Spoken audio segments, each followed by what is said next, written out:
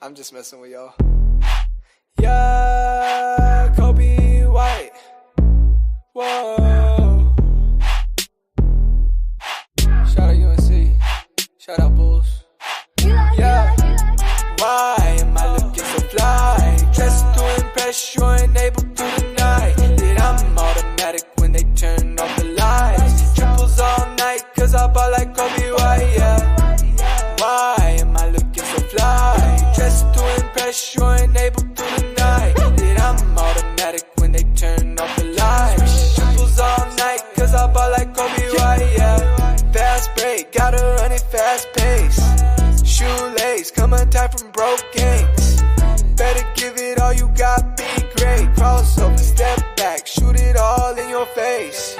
Got that offense. That's a foul, they like how, better call it.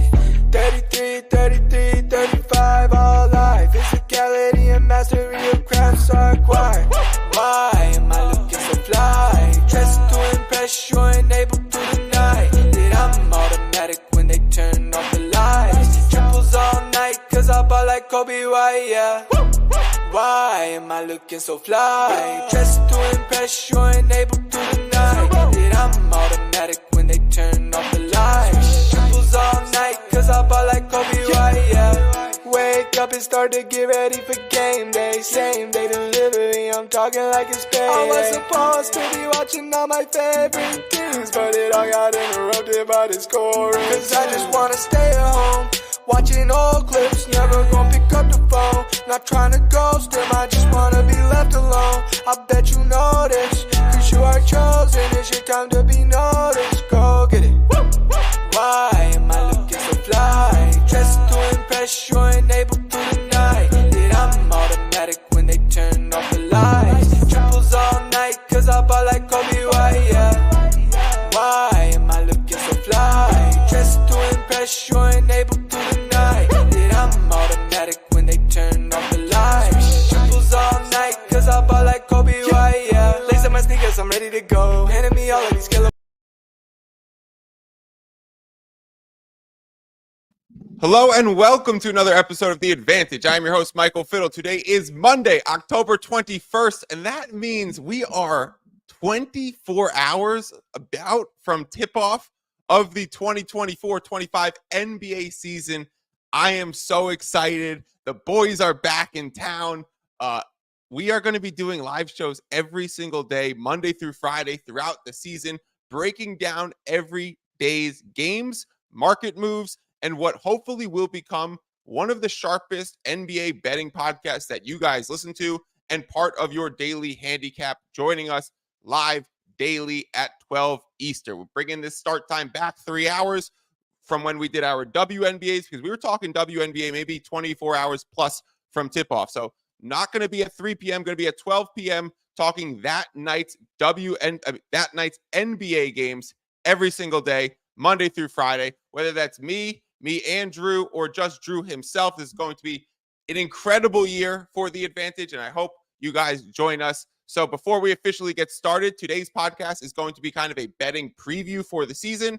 There's been a bunch of questions that I've gotten, just like, hey, can you talk about key numbers for the NBA? Can you talk about teaser bets for the NBA? Because it's NFL season, everyone's playing teasers. So why is there teaser features for the NBA? And why is it only 5 points in a standard line when the NFL gives you 6? I'll review that and tell you why we're never going to play teasers this NBA season. Bankroll management, favorite future, reacting to some of your future.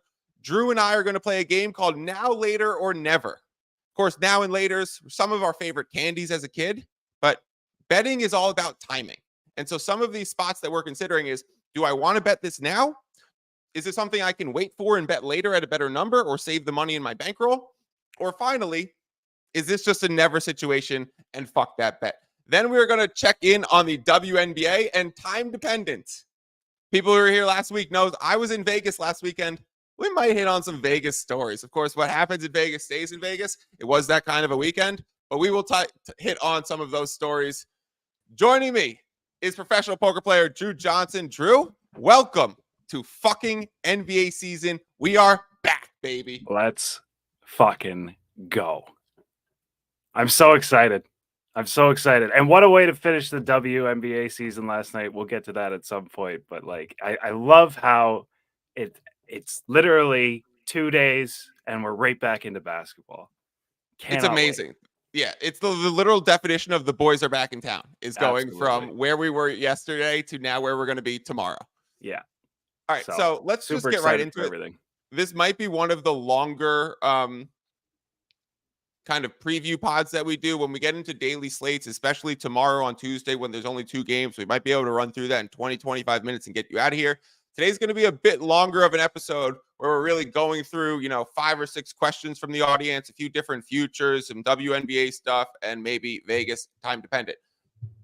I'm going to go through these questions one by one, Drew. I want to take the teaser ones first because it's pertinent while it's NFL season, and it's also like the quickest to just move the fuck out of the way. In the NBA, yes, you can use teasers where you can move a line 5 points in response to whatever the current standard line is. So maybe it's Celtics -5 for game 1. You could essentially play a Celtics money line in a teaser bet. Teasers are exchange of volume for points. So what you're doing is trading that points to add in a second leg as a parlay, and then you're getting -120 odds in doing that for 2 legs. You'd get +160 for doing that for 3 legs in standard odds. In the NBA, it is never worth it to do it. Now, there's like one situation where it's worth it, but it's so nuanced that I honestly don't think we'll ever even see it this season. But there is no reason to tease totals in the NBA because there are way too many possessions. The reason why teasers work in the NFL is because we have a finite amount of possessions. So therefore, and scoring in those blocks, therefore crossing through key numbers, which are also twice as valuable in the NFL, and obtaining those digits really matters and creates that value for like a Stanford Wong teaser leg where you're moving from 7.5 down to 1.5, crossing through the 7 and the 3, which are the 2 most important NFL numbers. Hey, we're also learning 6 and 2 is emerging, 4 is pretty, crossing through a lot in that range. In the NBA, you will not get that. We will review key numbers. I will tell you 6 has become the most important number in the NBA. That doesn't mean it carries the same weight as the 3. It's about 2.5 times less important. However, it's still the most important NBA number. So we are not playing NBA teasers. You shouldn't even play teasers for anything but the NFL. Like, that you could do it for college football, but it's also a big no-no because there's still way more possessions in college football.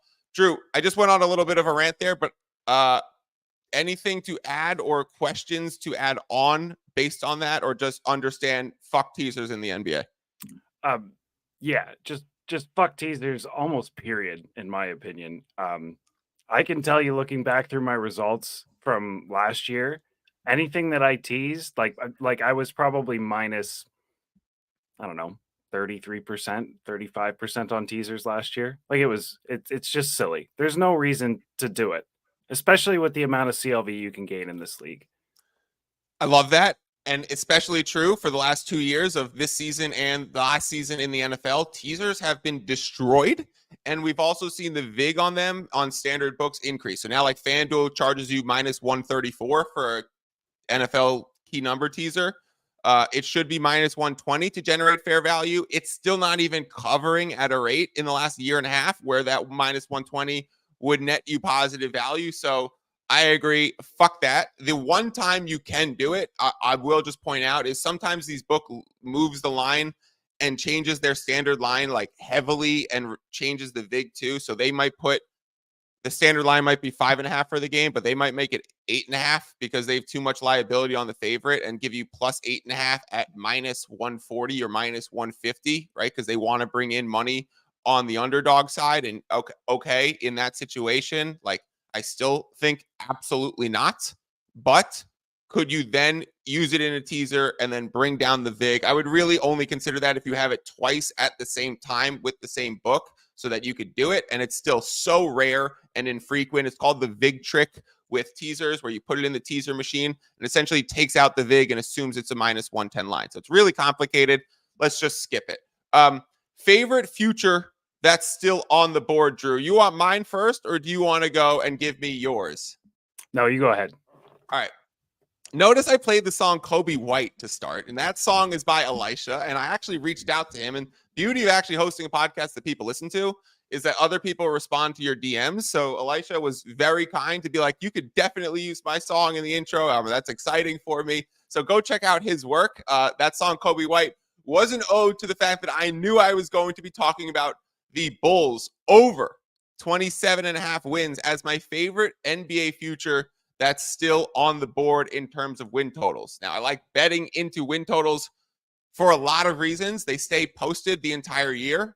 They generally have minus 110 odds on both sides of the line, or that might change based on the market, but the hold is going to be representative of what a minus 110 on each side hold is, and a 4.8 market theoretical hold from the book. You bet into awards, you bet into season leaders, you're sometimes betting into, 12 to 15, 16% market holds and tripling what the book rake rate is. And, Drew, you talked about this last week before I went to Vegas, and you used the term RTP for return to player, and how much of, when you sit down at a blackjack table, make sure you're sitting at the highest RTP table. Yeah. This is the same concept. When you're betting into win totals, you're betting into the highest RTP futures market, right? So I like the Bulls over 27.5 because they have a bunch of NBA talented players, and they're being priced as a team as if they are like tanking and not caring. Now, maybe organizationally they start to shift a little bit. Lonzo getting healthy and seeming like he's going to play 15, 20 minutes a night for as long as that holds up should absolutely help them win.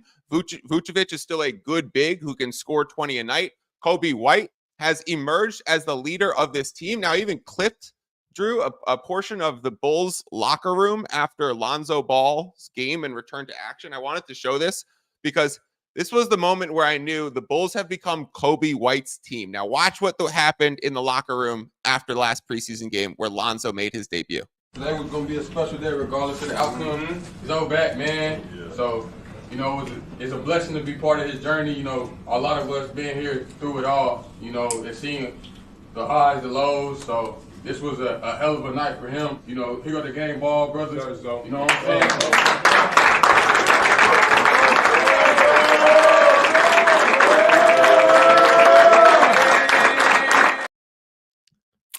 So you can see they're giving, like, he's the guy giving out the game leader ball right as the there. team captain. Where's Zach LaVine doing that? He would come in next and give Lonzo like a jersey signed by everyone from the team and pretty much reiterate, like Kobe said, we're so proud of you. It was pretty much the exact same sentiment. Kobe White's taken over this team, and he can put up buckets. They got plenty of players around him. They signed Patrick Williams to a big deal. Let's see if he can finally blossom. But the Bulls have the biggest arena in the NBA. They try and pack the house until the final night. They try and make the playoffs because as an organization, they make so much fucking money when they play well and when they're even in the play-in. And that Zach LaVine contract doesn't seem like it's going anywhere considering this, all that second apron talk and all these tax ramifications and salary cap changes and CBA things that happened over the last few years and that are starting to impact the trade markets and draft assets and all that stuff. That's going to make it nearly impossible for Zach LaVine to be traded. So he's still a stud on the court. Now, I don't think he's worth $50 million. He's kind of in Bradley Beal range, but on the Bulls, he's going to help you get wins. So Bulls over 27.5 is my favorite future, still currently on the board. Yeah, I can't believe it dropped to. So it opened at 30.5, correct? And now it's at 28. Yeah. So I went back through this morning just to double check all my over-unders where they were at now. And the site I was on had the opening listed. So I don't know when maybe the that's opening because exactly they lost DeRozan. Maybe that's when DeRozan moved because those win totals are posted really early. Like that's kind of what I thought. Right. So that had to be a DeRozan kind of, hey, he's now in Sacramento, because Sacramento went from like 44 to 47. And I even faded the shit out of that and played the under 47.5 when they signed. I like that play, by the way. I don't know if that's still on the board where I could have given that out. 46.5 now. So it's gone up one and back down one. The thing with that is, like, we kind of knew DeRozan was leaving, right? So wouldn't that have been priced in and it still dropped 2? We priced in one game and it went 2. right? Yeah, we probably should have been on that, the under, and then replayed the over and doubled our exposure back and had this positive middle. We will talk about middling on win totals and if it's worth it to invest in that in the futures market. But this is a spot where I'd buy the dip in the market and say, hey, Yeah, I this would too. point has to be 27.5. This is not getting, Bulls are not going to be priced as a 26 win team. Absolutely not. No, this is a young team that's likely gotten better. We're going to see what Josh Giddey's capable of. Everybody still kind of likes him. He's a great player, especially if he's initiating the offense. That seems to be where he's key. And we'll see how he progresses on the defensive end. Like, he's got all the tools, right? So if he is bought in and is like, okay, I've got my own kind of niche carved out here, and I can find something, and I can get a max contract over the next couple of years and put myself in that upper echelon of the league. I expect him to go off this year. I really hope Lonzo's back and can play well. Obviously, we're all rooting for him at this point. He's from where he was when he was drafted to where he is now, all the injuries, but all the improvements he made after the league, sorting out his shot, all of those kinds of things, right? Like, there's no one who's fought harder and had more to overcome, including his father and spots, right? Yep. So I think the team themselves are going to be motivated. If they can get Zach LaVine to buy back in, that will be a huge boost to them. I expect them in the play-in. So 28.5 seems atrociously low. Yep. Love that. Thank you. Appreciate the support. I feel the exact same way. All the buzz around Zach LaVine's been fantastic in camp. Giddey's playing for a contract.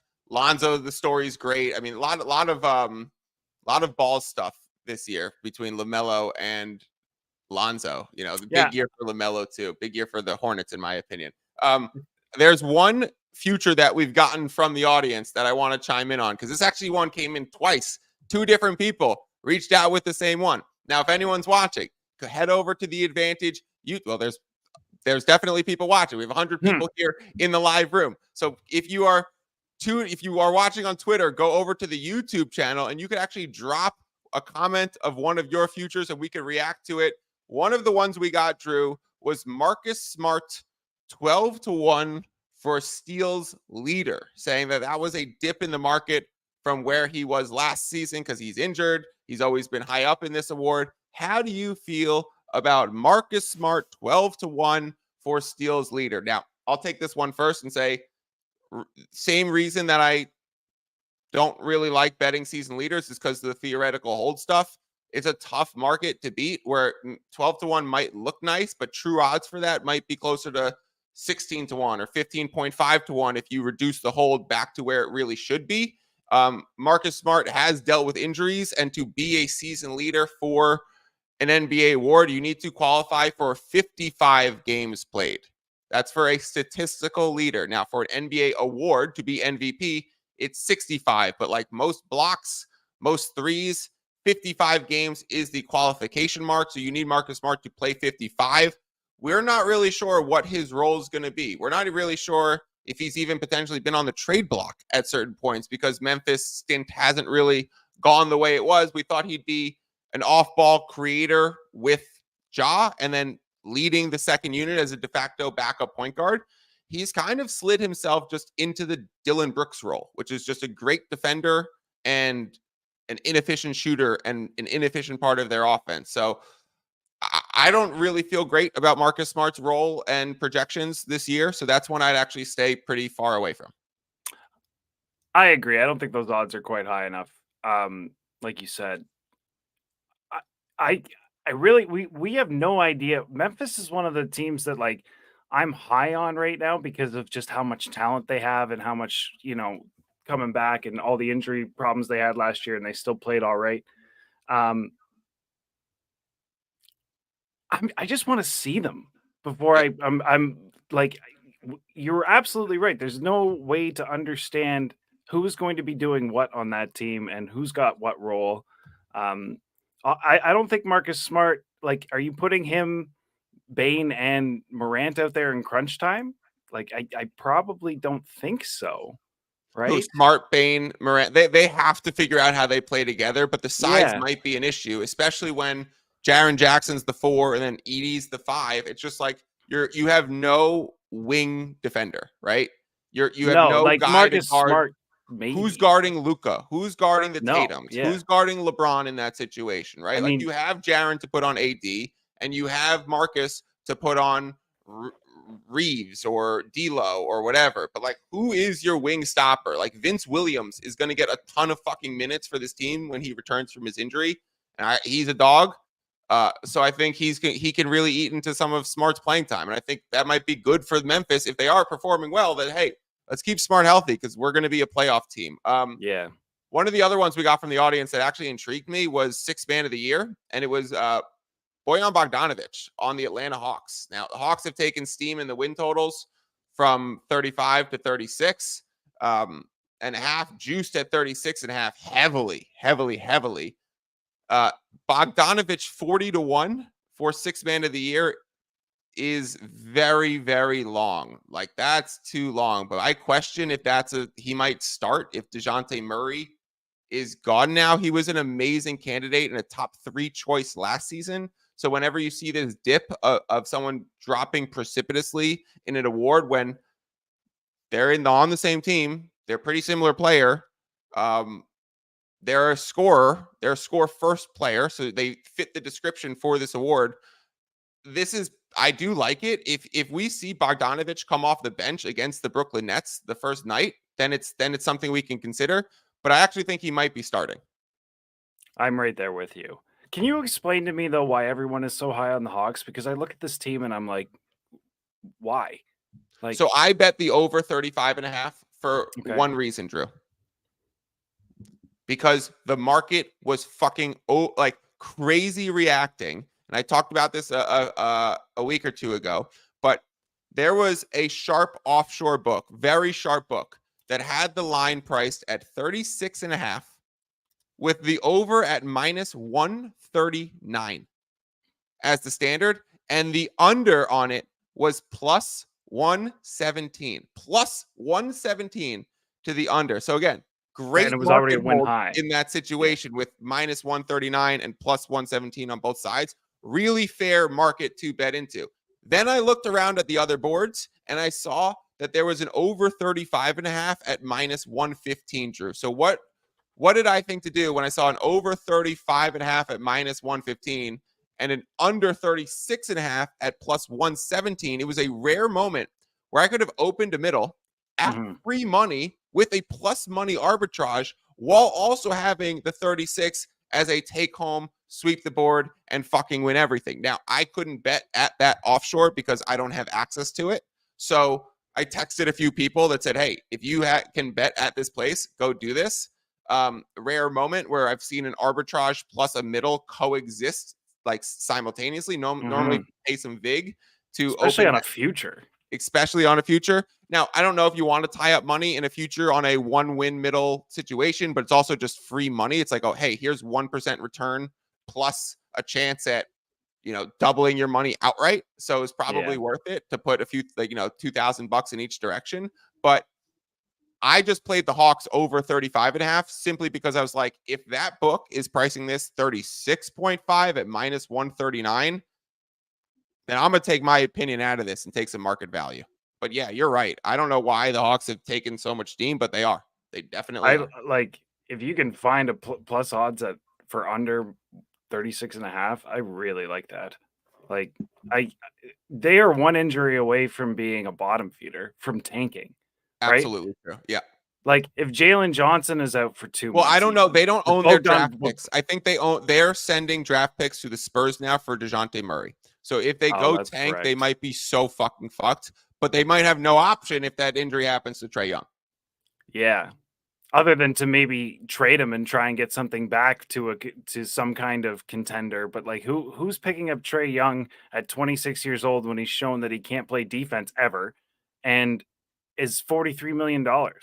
Yeah, like, and the Hawks aren't getting it. He's the face. They sunk their teeth in when they got rid of DeJounte instead because they had Trae Young out for like all of March and part of April, and then he returned like I think midway through the playoff series in the first round or whatever it was, or in the play-in tournament.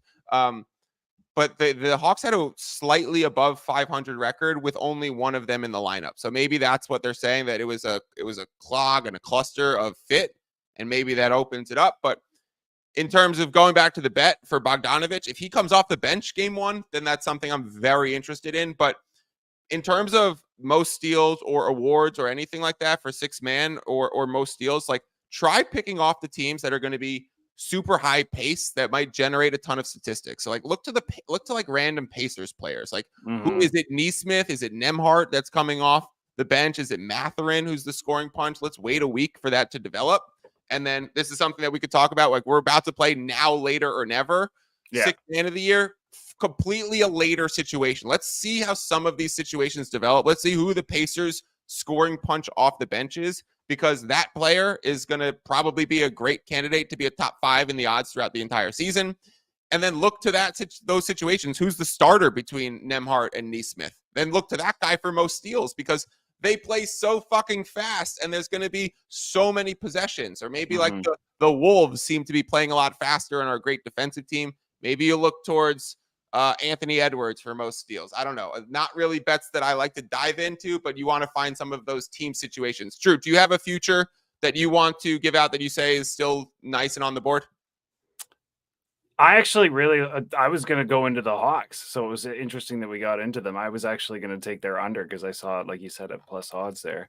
And yeah, one injury away, 6-game losing streak away from firing their coach. Like this is a team that could plummet. Like more has to go right for them to break this total than there is chance of going wrong. Like, and almost nothing can go wrong. Right.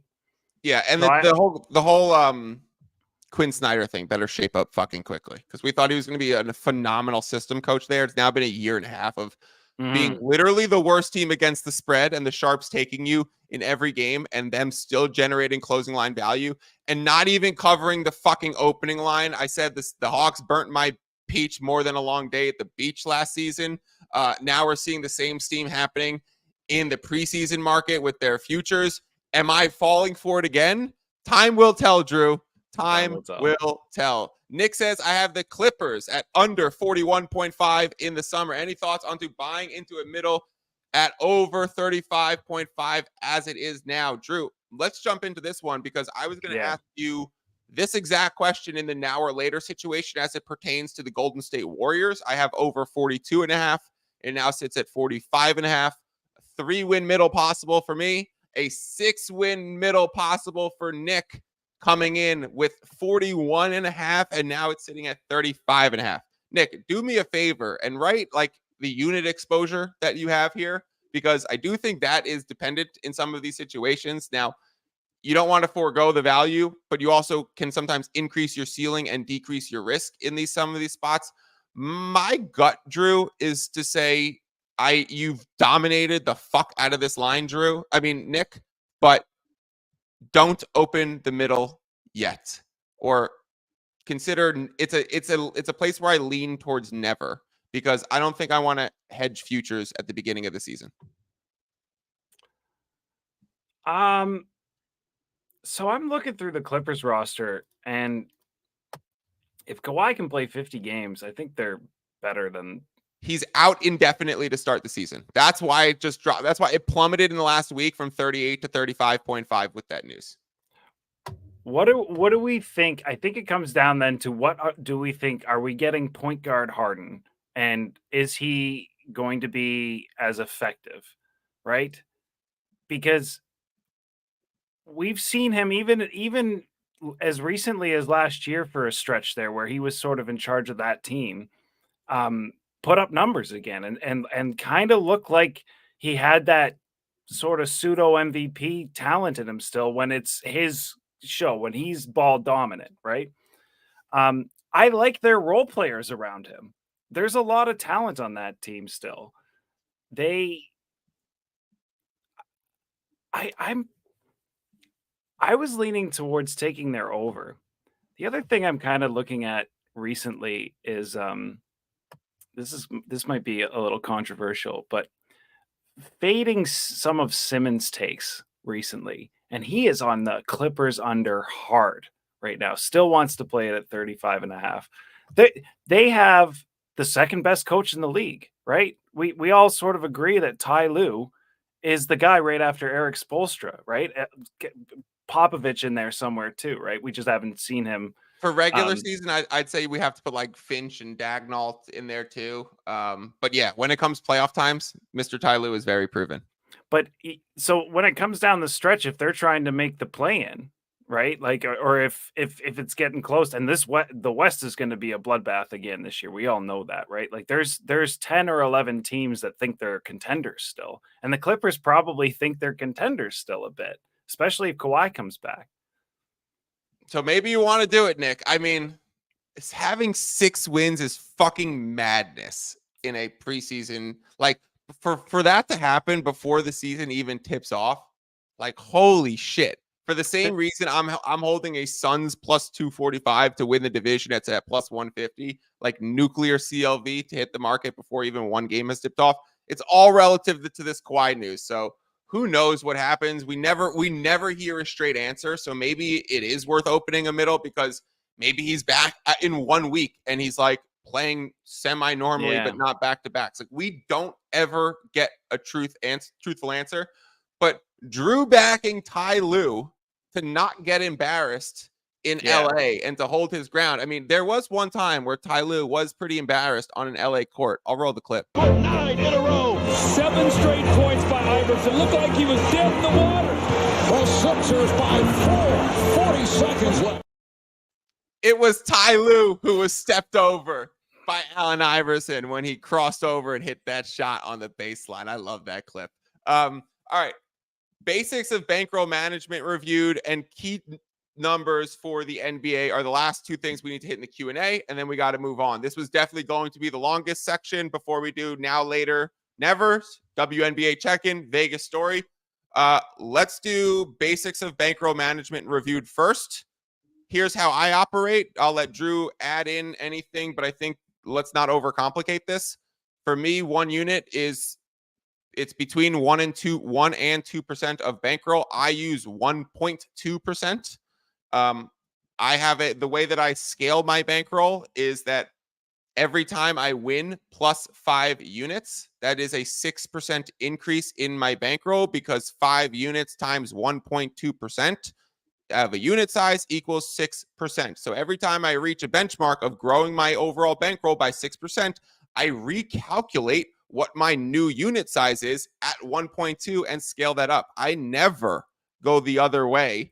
Even in a little bit of a losing streak, I will not decrease my unit. I will not recalculate down my unit size because if you're working with a 1.2% unit, you can lose 83 units before you go broke, and you have to win 5 units before you hit that buzzer and start the game over again. So if you play this right, and if you generate CLV at the rates that we do, and if you bet into these strong spots and you open these positive middles and you do these smart moves, it is damn near fucking impossible to, like, it would be the most ultimate crazy variance, or just go find a new hobby because you're not as good as you think you are, to go minus 83 units before you go plus 5 units. I've never lost the race of going minus 83 before I net plus 5 and start the game over. So that's the way that I approach it.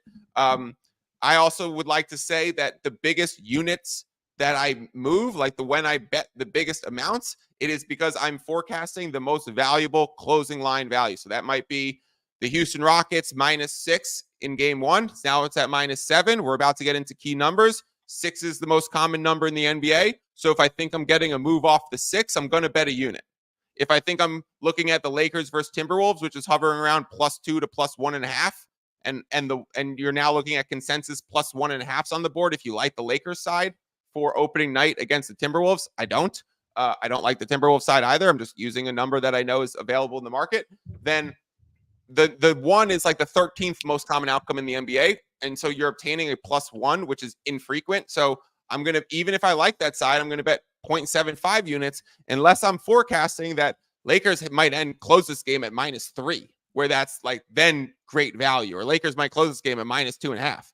But if we're just picking off 1 point or half a point of CLV relative to the same spots, or in a totals market, it's relative to how many points you think that's going to move, not how strong your opinion is. This is how do we generate closing line value and beat the books and get a price that the books won't offer us by the time the game even tips off, like Nick holding under 41.5 on Clippers when it's at 35.5 right now.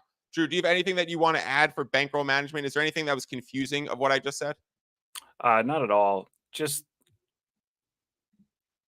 coming from the poker realm, there's times where you definitely want to lower stakes if you have like and like I think the variance in poker is quite a bit higher, to be honest with you, just because of just about how the odds works, right? Like if you're betting NBA, it's one of two things has to happen. So you like at worst you're getting like 50% odds, right? So if you're not beating 50%, then there's a problem.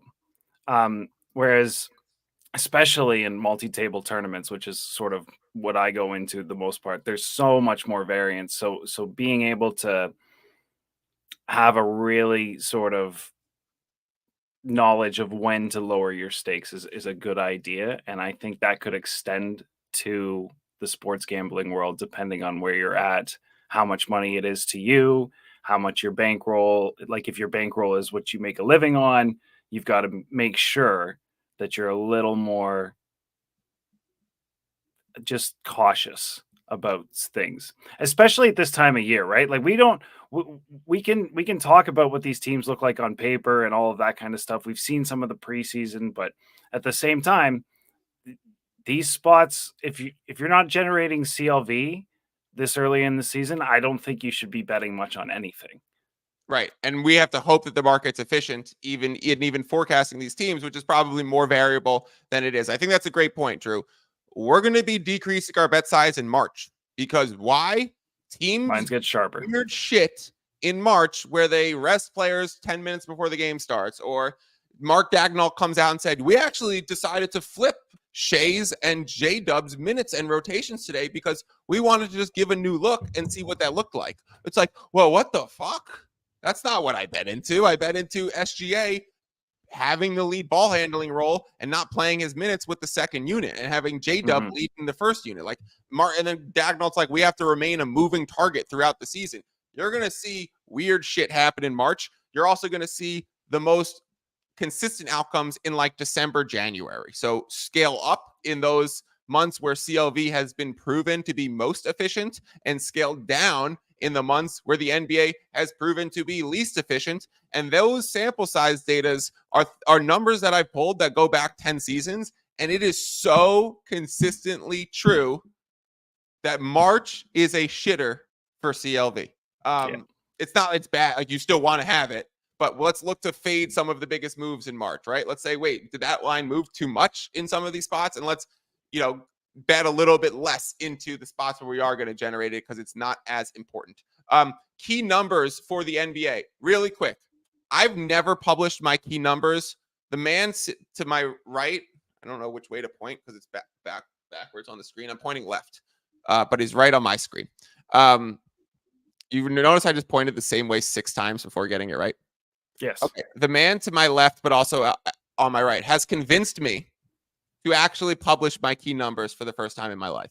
I am only going to do that to the paid WAP subscribers. So if you want to join, we will talk about the WAP throughout the pods and shows that we're doing, what the WAP drop and WAP bets are. I think it's going to be very valuable, but a huge value add is that I'm actually going to give my key numbers like outright. You want to know what exactly they are and their percentages and how many games have landed on those within the sample size of the last 3 years. Here you go. Plus, we're updating it every quarter of the NBA season. So you'll get a quarter, you'll get a quarter, half, 3 quarters, and end of season update of here's the key numbers relative to adding in the last 3 seasons updated. It's a very huge value add. I've been hesitant to do it because it's not published anywhere publicly. You can't find this information. It takes tons of hours to accumulate it. And so I will publish it. However, the question I got was, what are key numbers for NBA totals? And now, Drew, this is something me and you talked about like a week ago. Key numbers don't exist for totals because a game that's priced at 234 is more likely to land at 234, 233, 232, 231 than a game priced at 218. And we can't say between a game price at 218 or a game price at 234, which one's more likely to land at 226. It's probably fucking equal. And we can't say because scoring happens in 1s, 2s, and 3s that you're more likely to land on like 40 or 41 in NFL totals because the scoring happens in those chunks. We have all types of integers to move around in this board with. It's so easy for a total to land on an 8 or a 9 in the NBA. So it's not like we can avoid certain numbers and key on to others. So the way that I like to think about NBA totals is that the first number that it's there is most valuable. And then it slowly trickles as you move further away in how likely that outcome is. So maybe you have a set value for the first 5 points on each side of the line, or the first 3 points on each side of the line. Then it decreases a little bit for 5, decreases a little bit for 7 or 8, decreases for 10.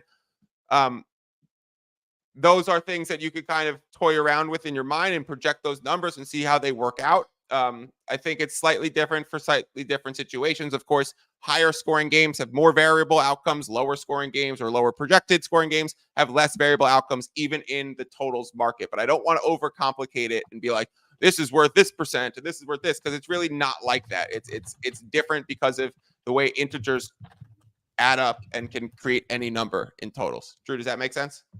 Yes, it does. And I think All right. I have an angle for us going forward, but we'll get to that later. Ooh, interesting. All right. Well, let's talk about later. Let's do this game called Now, Later, or Never, Drew. Did you know the candy Now or Laters as a kid? No, I'm Canadian. All right. Well, We have you different have those candies. Arrow chocolate bars then that I fucking love. Oh, they are amazing. Those Yeah. are really, really good. Those are real. We don't really have those here. They're starting to trickle into some some of those like Asian grocery stores that are here start to have them. So like really? whenever I'm in one of those and I see it, I'm like, See oh, an Arrow bar. yeah, Yeah. give me one of those. Do you let the bubbles melt? I was about to say very light, fluffy chocolate. Is that what you're supposed to do? Let the bubbles melt? Oh yeah, you. Oh yeah. So that was I've like never seen like a commercial or anything. Yeah, for it. there was an advertising campaign in Canada, like probably when I was a teenager, and it was, "Do you let the bubbles melt?"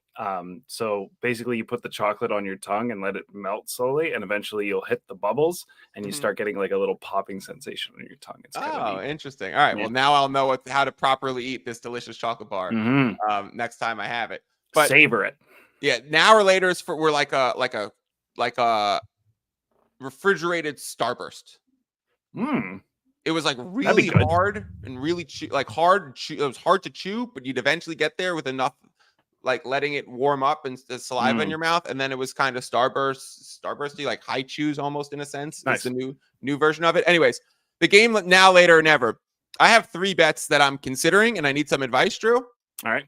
One of them is middling that Warriors win total, 42.5 towards the over. Now there's under 45.5. I think I'd still have to pay a little bit of increased vig on both sides. I have to check if I'll do it right now. What if I have a minus 110 on my side?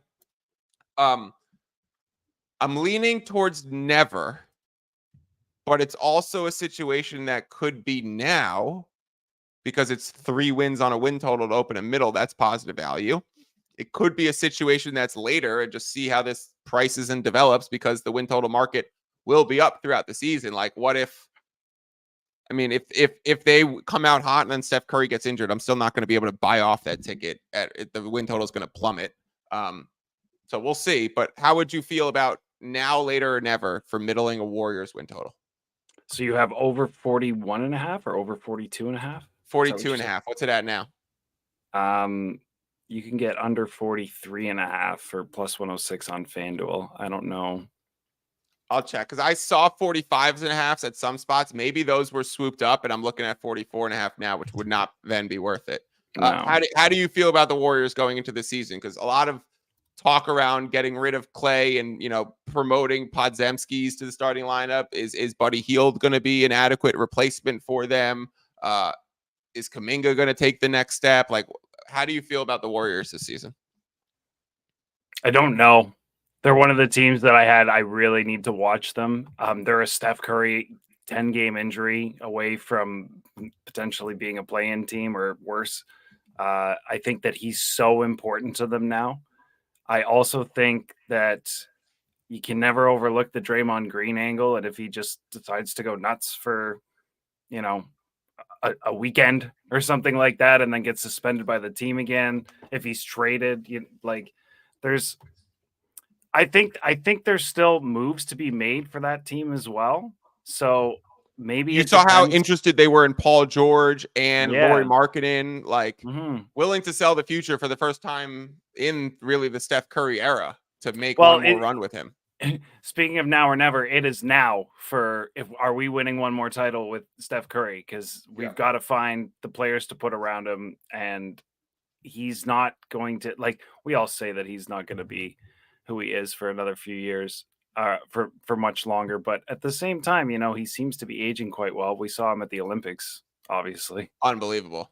Mhm. Unbelievable, those shots. But if he goes down for 20 games, like that's their He's season. one ankle injury away. So many of these Mhm. teams are in reality, though. That's true. And we It's very should price in that they're going to miss 15 games regardless. And the Warriors have shown to actually kind of be like a floating 500 team without some of their guys, because that Steve Kerr system is just like a reliable offensive unit, and they do have good defensive players. So they hang around. They float around 500 or just below when Steph misses games.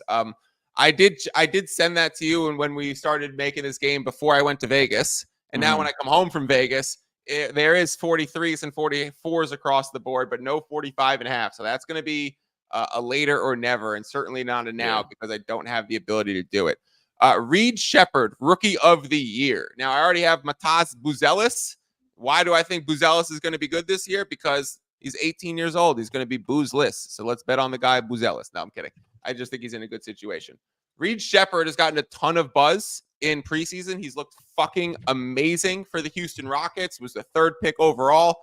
Kind of seeming like this guy should have been the 1st pick. And on draft night, there was tons of steam on his number 1 draft overall odds. It went from like 60-1 to like 15-1 at certain points. Like, it was plummeting with people thinking, wait, is Reed Shepherd going to go number 1?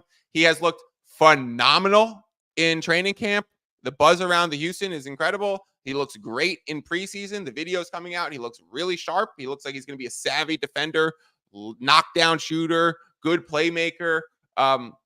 My only concern with this was that it's taken so much steam. So it's at like 6-1-ish now, I think. I'll look what the best available odds are. And maybe that's a later situation or a never situation, because we have to see how the Fred VanVleet versus Reed Shepherd minutes develop.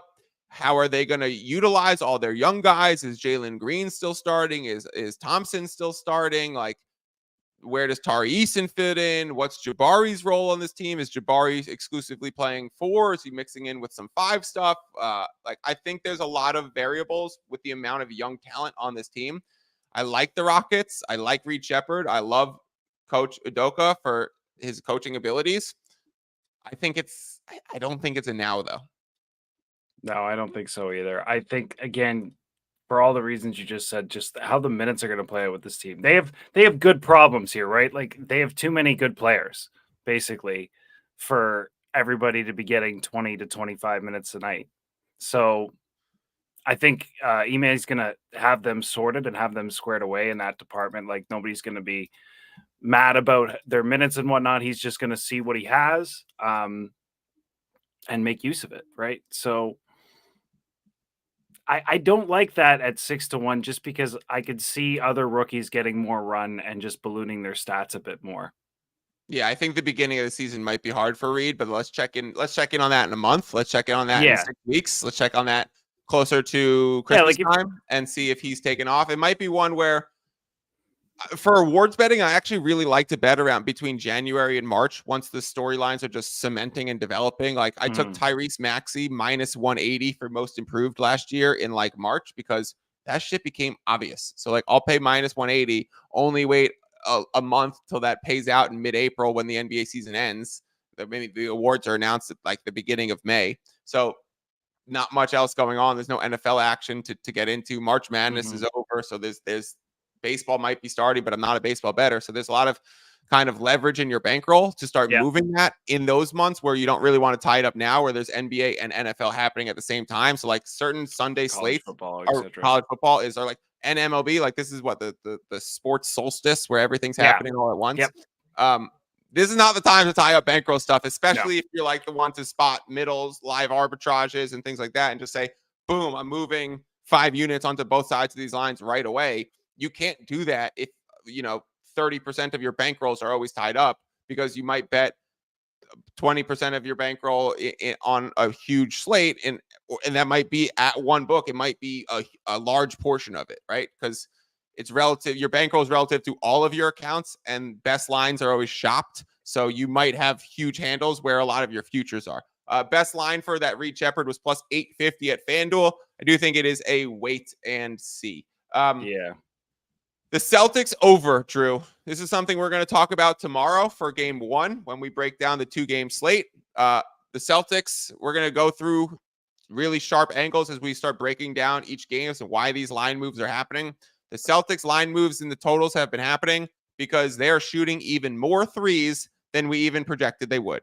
And that we projected them unlimited threes. Now we're projecting them infinite threes. Yeah. So it has been staggering the amount of threes that they've shot in the preseason, and they're just relentlessly getting up.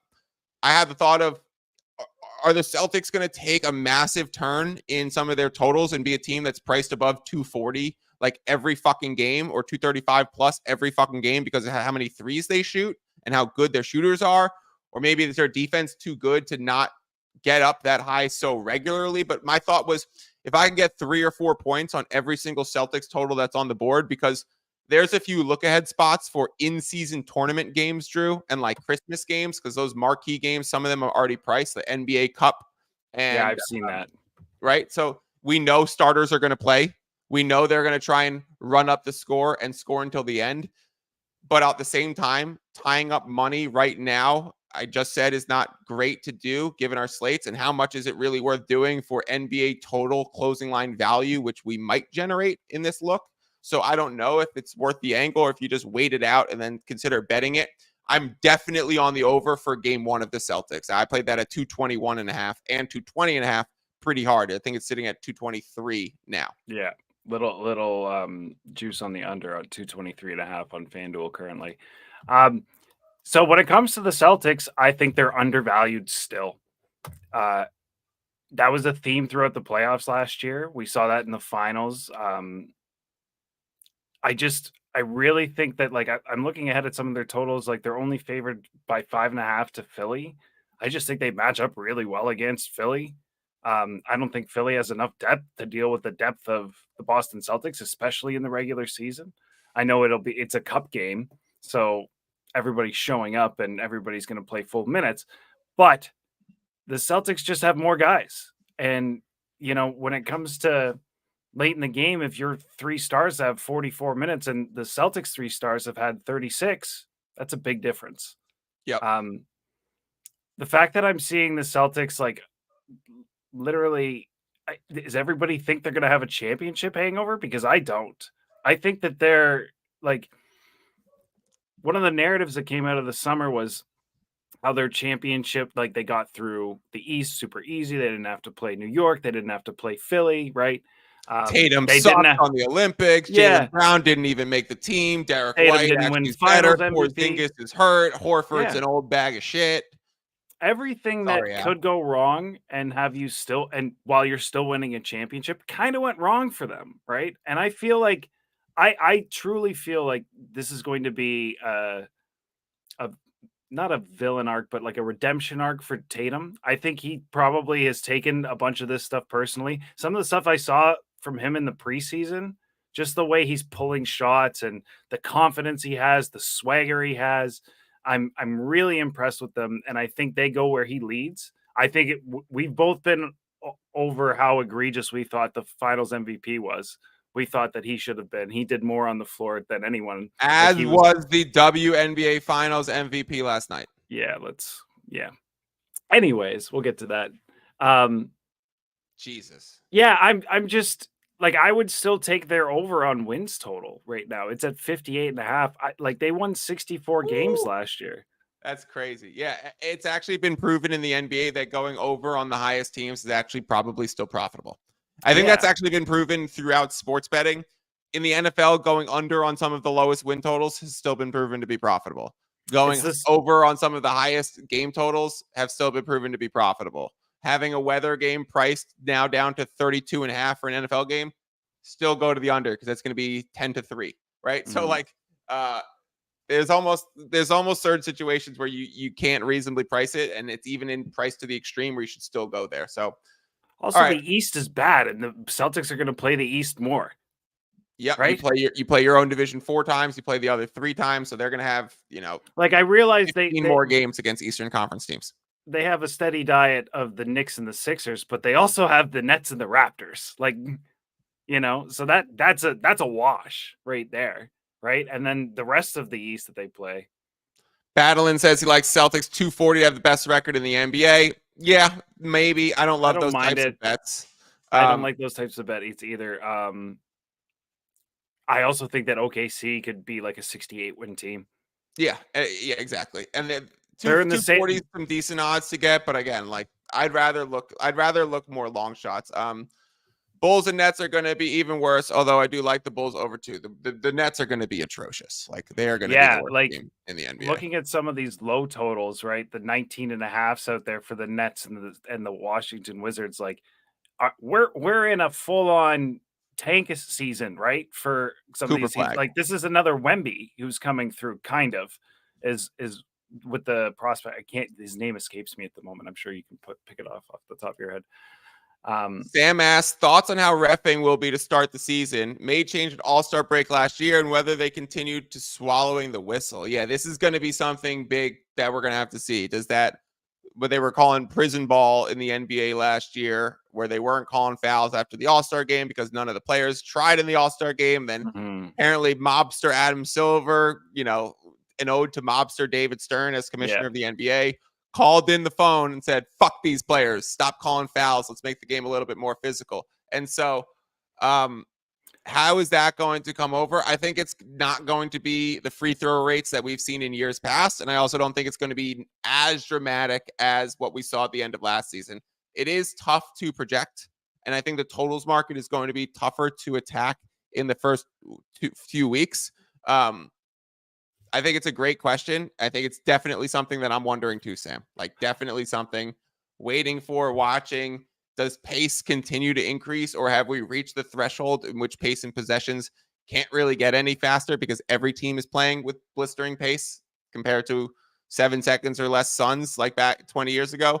They would have the 7 seconds or less Suns would have one of the worst offenses in the NBA today. Yeah, it's true. They would score at the rate the Brooklyn Nets do. So the whole league has changed. How that impacts totals is something that you have to annually update and refresh, especially with the way it changed last year. Now, I'm really two things here. Really proud of the way that we handled that at that juncture last season. Yeah. We were all over that they're not calling fouls and playing unders. And we saw that in like 3 nights. Despite me betting less into March, this is when it was happening in the February break, and then March totals plummeted. There was a streak of 17 days in March where I had winning days, 17 straight. Now, that's abnormal, but it was also because I was just hammering unders. So I don't think that's going to be realistic again this season, but holy shit, was it beautiful last season. The second thing that I want to say in terms of that and like noticing these things and being proud of the way that we've kind of moved in these markets, Drew, and let's move over towards the quick WNBA check-in. Yeah. Last time that we did a pod was, I think, for game 4, like after Sabrina hit the crazy game 3 shot and then going into game 4. And then I did a solo pod after game 4. I forget. However, what I was really proud of was that for the game where I had the middle setup, where I had the Liberty, where we played the Liberty money line hard, where we talked about the arbitrage being live on the market at the same time, it would eventually move to Lynx +4. It was for game 3. It was their first game at home, and we were like the home court came out way priced incorrectly. This should have been 2.5 or 3. We saw the little bit of resistance. We did that pod, right, and we were like, this line should be 2.5 or 3. It eventually moved to 4, and I was the one 3.5. I was the one that saw it. No, it moved to 4, Drew. And I was there. I saw it moved to 4. Wow. And I sent it out in the WAP within a minute of it getting there. and it lasted 20 minutes on the board before it never came back. It was at Caesars. It never showed up at another book. And I honestly think it was like the first moment where like I kind of felt like I was the one that set the resistance point in the market and kind of leveled the field and did it through understanding key numbers, understanding home court advantage, what that's worth, where it really should be. And then for it to hit the fucking middle and have that win in both directions with Sabrina hitting the 3 and that coming to fruition. Fucking amazing moment. One just handicap that I was incredibly proud of in terms of handling these situations, being all over these sharp angles. That's why I say I really hope this season being on this show becomes part of everyone's daily handicapping process, because I think once we're breaking down these game angles, like less futures talk, more breaking down each day and what's happening, it's going to become the sharpest NBA podcast that people listen to. So we are going to be doing things like that. But I hadn't talked to you about that, but just fucking props to us. Yeah. And to the advantage. We're literally setting the resistance point in the market and hitting a middle, using key numbers, using price of home court advantage, using all these indicators. Like, unbelievable. Just a beautiful spot. And a beautiful spot to get in game 3 of the finals when lines should be their sharpest. And we mentioned this on the show, right? Like, how is this even happening right now? Yeah. So you want to talk about game 5 and the way it ended? Look, there's been some statements made by a number of people about the reffing. I personally didn't have a bet on the game, so I was rooting for the Lynx. As a fan, I thought they played the better game. And I thought that New York's overall talent won out. I thought New York sort of had one extra player over the Lynx, and I think that's what the difference was.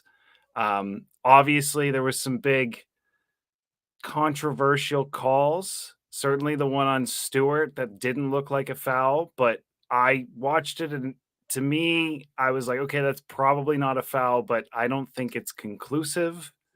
And 2 free throws was the call. Like, this is what happens in these leagues. Everybody can complain. Obviously, they're going to when it's game 5, i.e. game 7 of the final series, and we're talking about overtime and just how high leverage and high intensity these situations are. But I didn't see anything super egregious. And I loved every second of that game. It was incredible to watch. This whole series was incredible to watch. What a moment. So I had a few thoughts on it, Drew. I was saddened by the fact that after such an incredible WNBA after such an incredible WNBA finals, after going to game 5 overtime, right? Or even if it was a 2-point game, that we're all going to the it's rigged for money bullshit like type of situation. When in reality, the way that I saw it was, they missed the travel and they missed the call. It's like a huge pressure moment for everyone in those situations. WNBA referees probably are not as experienced as NBA referees in those situations, right? Like, there's a ton of pressure for everyone involved. But I do, before I just dispel the notions of all the rigging stuff, I do want to point out a few things that were just a little suspect, Drew. I'm going to share my screen real quick. Did you see the Sandy Brondello interview and what she told Breanna Stewart right before the play? I believe so. Oh, yes. So I wanted to talk about this too, so I'm glad you brought this up. All right, watch this clip, everybody.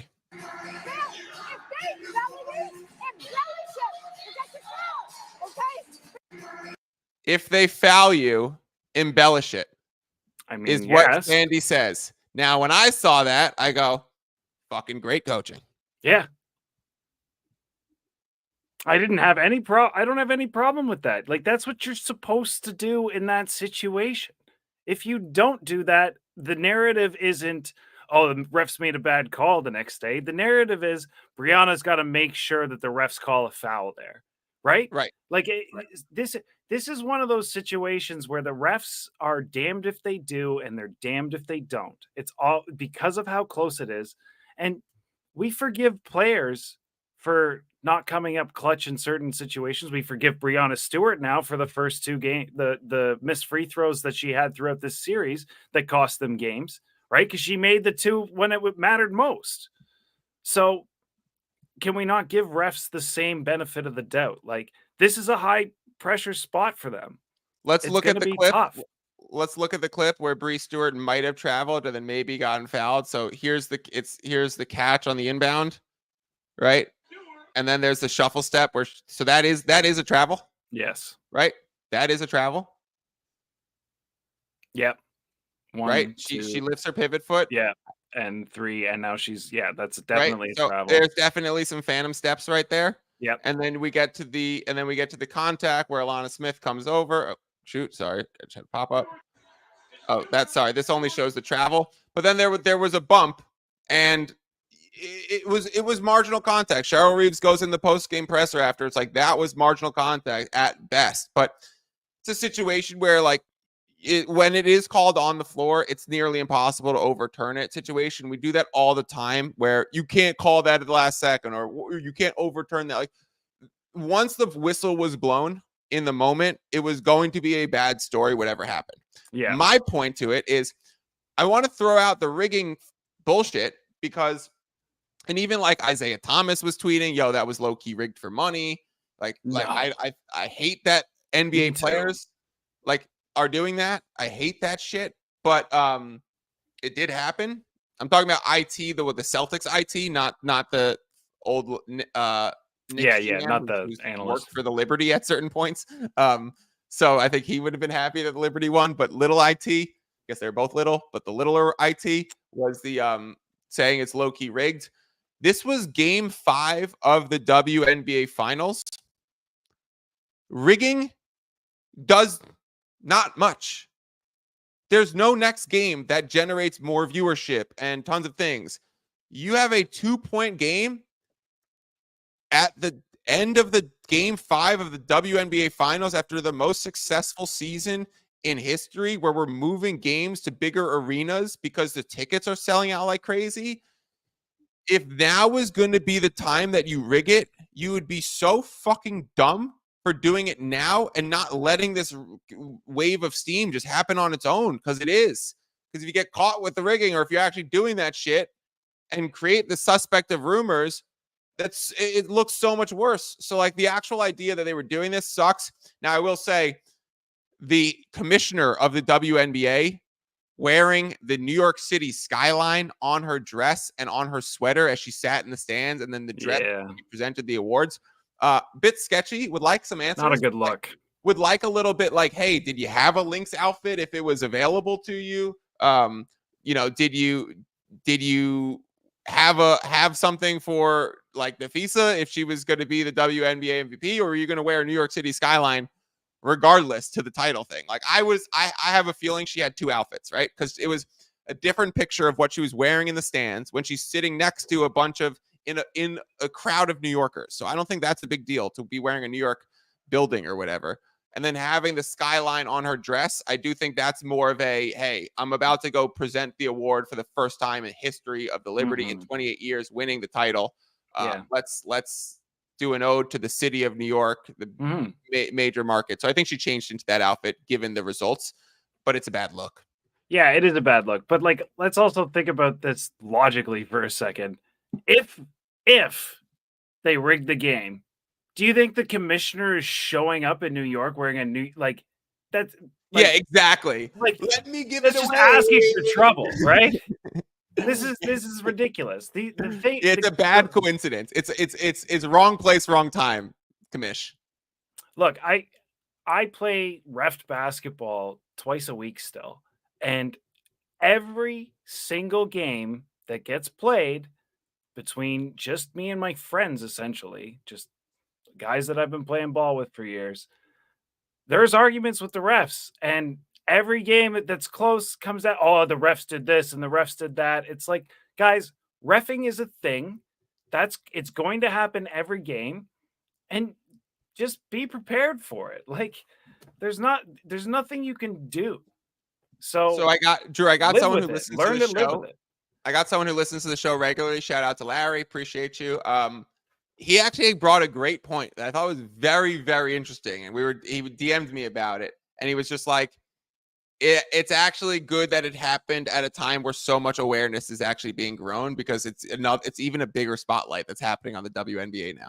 It's almost like a no press is bad press kind of sentiment, where I'll read exactly what he said. He said, "Glad it happened at the moment. Awareness is spreading. Didn't need a one-sided series with so many new fans watching." So the thought is, was that the way that happened still better than the way the disastrous Celtics Mavericks finals was, which was completely uninteresting? And if the Liberty or Lynx cakewalked the other one, then we would have been like, fuck this. But there was a ton of moments. There was game winners in both directions. There was a referee moment. Like, there was all the drama you could possibly pack into one series. So maybe it's a good thing. I think it was a good thing. I don't think we had a better series than at the NBA last year. No, other than maybe definitely not. Definitely not. We don't even have to have that discussion. It was you could talk me into the Nuggets, Timberwolves maybe Knicks, Sixers, but again, low stakes being in the first and second round. That's not even a conference finals. No, and not all of those games were close. Like, every single one of these games came down to, barring game 2 where the New York Liberty won. But like we said on the pod then, Minnesota ran out of gas in that game, and they were like, "We've already done our job. Right. We've already done. We won one on the road. We're going home." Yeah. So again, don't think it's rigged. Think it was an amazing WNBA season, amazing WNBA finals. It was a blast talking about it all summer with Drew and getting involved in the game. I do think WNBA futures markets are going to start to pop up. So I would suspect on a soon coming Friday live stream of the Advantage, Drew and I are talking about WNBA futures and win totals in the same way that we were talking about win totals in the beginning of this NBA season. Of course, WNBA draft happens in like March or April, right before the season and after March Madness of the ladies ends. So in April. So we're going to need to project some of those. We'll know where the picks are probably landing, but we might have to project where is Paige Bucket's going to go?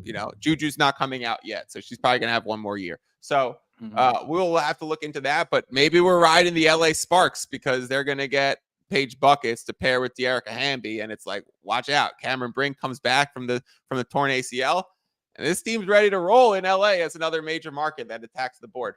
Drew, do you want to talk? We're an hour and 12 minutes in. Let's make it quick. What happens in Vegas stays in Vegas, but do we want to hit a few quick Vegas stories? I'd love to hear some Vegas stories. I always love Vegas stories. All right, well, all of me right now wishes we were not recording live, because then I would just tell you all the fucking stories, and we would be able to just edit it out if it's inappropriate and should not be said on the pod. I mean, it is Vegas, so the likelihood of it being inappropriate, quite high. All right, here's a few things I'll say. I attack the nightclub in a similar way that I attack the betting space, Drew. Surprise, surprise. I have great opening lines and I close with value. Nice. I really like that. It's almost a dad joke, but like a good one. A great gambling nerd fun dad joke. I did not play many cards. I was lucky that the group I was with, that's something that we spoke about before. I was lucky that the group I was with, that wasn't much of interest to them. It was more dinners, concerts, clubs, and that sort of thing, which ended up costing me more money than I would have lost having just played cards. However, I think it was worth it because those experiences are more worth it to me as opposed to just sitting playing, minus EV cards is not something that I love doing, but I would have done being with a group of friends. So yeah, I lost $125 over the weekend in cards because I literally played 15 hands of blackjack, and at 25, and that was it. And no one really played. It just wasn't a big part of the trip. Awesome. Yeah. Do you think that this is one thing that I heard, and every single person in my group who did play a few hands of blackjack was just like, you couldn't even believe how unlucky the cards were, right? And it would happen to me. Like the dealer shows 14, 3 hits a 2, it's a 16, and I'm like, all right, here it comes. And there's 4 cards out already. Boom, there's the 5. Or like, boom, there's the 4, 20, 21. Like the dealer, I never busted in the 15 hands. It was brutal. And everyone said the same thing to me. And then when I was with a cab driver, he goes, blackjack changed when they started doing electric shuffle machines instead of the hand shuffles. When it's hand shuffles, the deck's more beatable. But he thinks when the cards go underneath into the electric shuffler, it rigs the deck. Bullshit? Bullshit. Yeah, I think bullshit too. All right. It was just bad variance for me and my group. Yeah. In 15 hands is nothing. Yeah, no, like nothing. literally nothing. No, Like, nothing. do you know what? Do you know how many hands I have to play in a cash game in poker to understand what my win rate is? What's the number? Because it's probably 100,000. I was gonna guess 1,000. No, 100,000. Jesus. To accurately assess for variance and whatnot, to know if you're beating a stake, you need 100,000 hands. Now, if the variance is being friendly with you, you can determine that you're actually a winning player in the game far, far earlier than that. But to get an accurate example of your actual win rate, you need 100,000 hands. 15 is not going to cut it. Vegas is the most No. expensive place in the world, though. Like, it doesn't surprise me at all. I mean, I'm not talking about like rent and taxes and that stuff, but like to go as a visitor and just like any dinner you're going to go out to, any Starbucks that you're going to grab, just like the little egg bites at Starbucks are $9.99 instead of like $4.29 elsewhere. There's not many options for that stuff. It's all busy things that are overpriced. So it's like walking around a baseball stadium at all times where you're just like, well, I can't buy anything else but these $19.99 4 chicken fingers. The reality is it's a theme park for adults, right? That's what it is. And there's even theme park stuff there too, right? Like there's the roller coasters and all the rides and all that kind of stuff that you can do. But like that's what it is. Surprising amount of roller coasters. Yeah. So if you go to Disney World, you're paying $20 for your burger and fries, right? Like that's just how it's going to work. And Vegas is Disney World for adults who like to partake in gambling and shows and all sorts of there's great things about Vegas and there's bad things about it, but like to that point, you know how like so many women play slot machines and like use it as a social activity? Sure. It's more female than male, even though males do it too. Typically, yeah, I will say that, especially like just from what I see in the casinos, it's typically older ladies too. Right. So what I've come to realize is slot machines are just video games for females. Like we play Call of Duty and Halo or Fortnite or 2K or Madden or FIFA or whatever. They play slots. Like they play Candy Crush or they play slots or something. Like it's just video. It's just a video game for women. In the same way that Vegas is Disney for adults, slots are video games for women. I had that realization while I was there too. Drew, they should really call Vegas Silicon Valley, if you know what I mean. I do know what you mean. This gets back to the first part about the nightclub stuff. Inappropriate. Yeah. We won't go any further than that, but I think everybody listening can figure it out. Figure it out. Vegas. Figure it out, eh? Yeah, and that's where let's end it there. Funny ass line.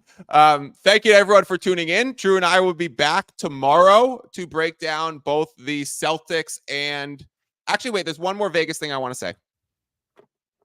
I'm all ears.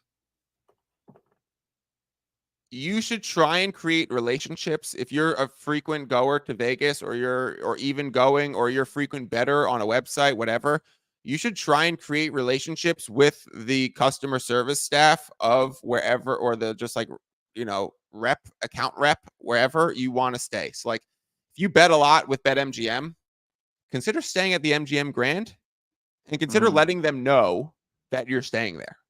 Right. And considering reaching out to them and say, hey, can you guys help me make a reservation at your casino's restaurant? Yeah. Or so-and-so.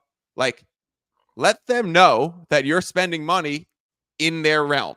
Right. So I just think relationships are important in terms of these things. Never hurts to ask in Vegas. Ask for stuff because they'll comps, give it to you. Exactly. Ask for comps for drinks, for meals, for things like that, and create relationships. Let people know who work there, where you're staying. I wasn't going to tell people where I was staying before I went. You could let people know after the fact. But yeah, so I think it's important to create those relationships because they can help you in the betting space and they come sure. back, whether it's like And account or things like that. Always be courteous to staff. I don't care who they are. They can be the janitor, they can be the dealer, they can be the waiter, they can be the cook, whoever. Be nice to them and they'll sort you out. Golden rule of life, Drew. All right, that's going to do it for today's show. Thank you to Drew Johnson for tuning in. We will be back tomorrow to break down Celtics, Knicks, Timberwolves, Lakers. It'll be a quick, probably 30-minute pod. It is going to be a very sharp show. We're going to get into market angles. We're going to get into why these lines are moving the way they are, where these things might end up in pricing, what are best bets, are they still playable, or have they been priced out? Did I have any action on them? Are they at resistance points? What are the injuries? What are the things that we're looking out for? What are we hearing in pressers? How are we reflecting on the way that these totals are moving? Like Sam's questions before. So many things. Like these shows are going to become really fucking great. We're going to get in a great groove with them. They're going to be Monday through Friday starting at 12 p.m. Eastern time, 9 a.m. Pacific time, so that you guys can have as much time between the show and the game time as possible to make your own decisions. Of course, if you want to tail along with me, consider joining the WAP, or as Kendrick Lamar would say, that fuck 'em up. I'ma do my stuff. So you can find that link on my Twitter bio or in the show description. A bunch of people have reached out to me saying that they were excited to join for NBA season, wondering if I was doing another sale. To be honest, I do not plan to do another sale on the picks package anytime soon. Maybe we revisit that around Christmas time. The reason why I did the sale throughout the WNBA season and the beginning of the NFL season was because my volume was a lot lighter, and I knew that we were working to this point where the most of the value comes from the NBA picks, and it's a high churn rate, it's a high volume, and I generate a ton of CLV and have an amazing track record. So I don't plan on putting it on sale right now. I do think it's a strong value add. I do think there's things that you're going to get, like the key numbers charts, which are amazing in themselves. Like I would imagine some people sign up for 1 month just to get that key numbers chart and get the fuck out and just take the information. So we look forward to it. We will be talking about it. Of course, check out the link if you're interested. And that's about it. Drew, anything else? The WAP pays for itself. If you're following along, the WAP Drew's in there getting those alerts. And I've even said things like we're up 6.7 units in the month of October so far. That's just through WNBA playoffs and the few NFL slates that have happened. So it's been a great month without even NBA, where I'm exceeding what I hope for in ROI through 20 days. Or it's like right on par with it. And so for that reason, I do think it's a huge value add. Come check it out. Thank you to everyone for tuning in. Some words from Pat Beverly. And as always, peace out. Y'all subscribe to my podcast by y'all asking all these questions. Don't forget to subscribe to the pod. And if you're a kid, listen to your parents. Listen to your parents. Listen to your parents. Subscribe to the pod. Subscribe. Subscribe to the pod. Subscribe to the pod.